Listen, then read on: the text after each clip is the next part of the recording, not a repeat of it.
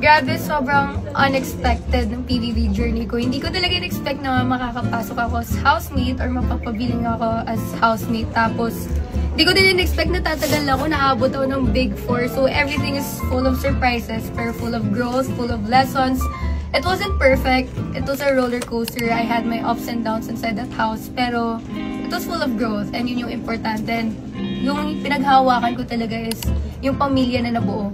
Yun po talaga yung pinaka-importante sa akin. Kaya sobrang excited ako nung nakalabas na kasi alam ko matutuloy ito at saka alam ko mas magsasama-sama po kami ngayon.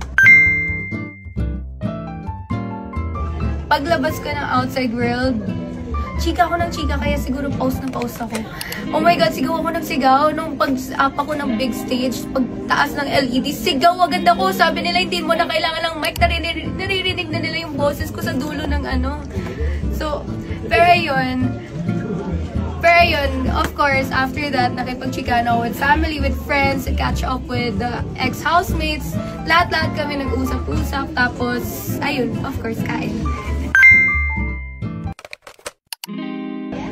Pagkalabas ko, wala pa akong phone. Lahat sila may phone. Tapos napo-FOMO ako kasi sila check-check na sila. Tapos may ka-chat na sila. Ako wala.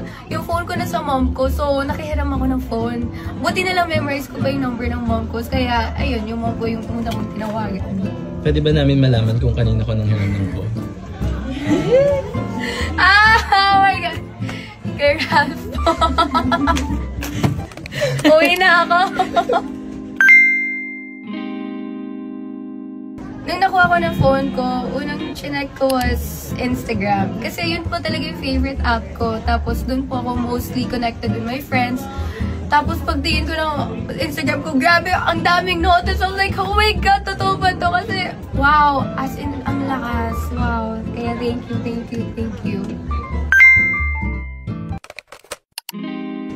Ang daming memorable experiences, pero yung pinaka paborito ko was yung challenge namin ni River, yung Big Jump Challenge, yung naging Big 4 kami, yung na-announce kami as Big 4 kasi, ayun nga, doon kami naging Big 4, yun yung parang challenge na sobrang na-test talaga at saka parang sinurrender na lang namin lahat sa kay God and it was all by faith na lang and then we really wanted that kasi Big 4 na yun eh.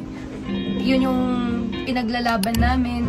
Doon namin napakita talaga na lumalaban at lalaban talaga kami. So, pinaka-favorite ko yun. At saka, doon talaga kami naging Big 4. And then, parang doon nabuo talaga yung, oh my God, Azver.